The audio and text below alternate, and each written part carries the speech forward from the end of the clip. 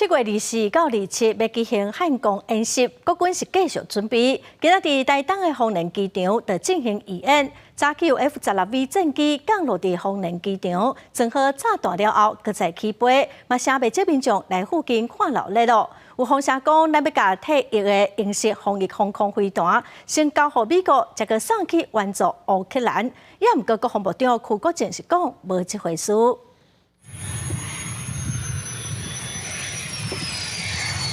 F-16V 战机降落伫台东丰年机场，C-130运输机嘛为屏东机场起飞，来丰年机场进行运补甲整备。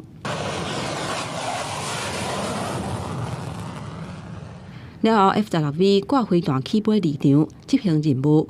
汉光实兵演练进前，空军战力保留项目，中央民用机场科目18进行全兵力义演。丰年机场围墙外口透早就出现人阵。还有老爸带囡仔来，都是为着要看战机的风采。大战飞机，大战的飞机是很兴奋哦。知道有那个演习练习这样，想说带小朋友来体验看。我是从彰化连夜冲下来的，几乎每年的汉光演习都会参加。对，我觉得这是一种全民国防的参与感，会很兴奋。国军持续进行汉光义演，调整细节。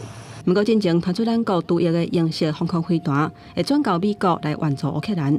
国防部长邱国正是否认这个消息。目前还有一部分销毁工作由中科院在负责的，也还有一部分还在中科院，所以并没有想的话要转卖给哪个单位啊、国家啊等等。因为这个对于军品毕竟是一个很敏感的东西，我们不会擅做这种主张的。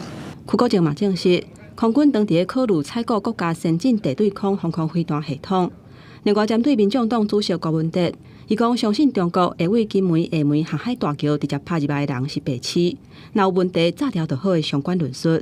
邱国正回应讲，民主国家有各种无共言论，拢会尊重。记者综合报道。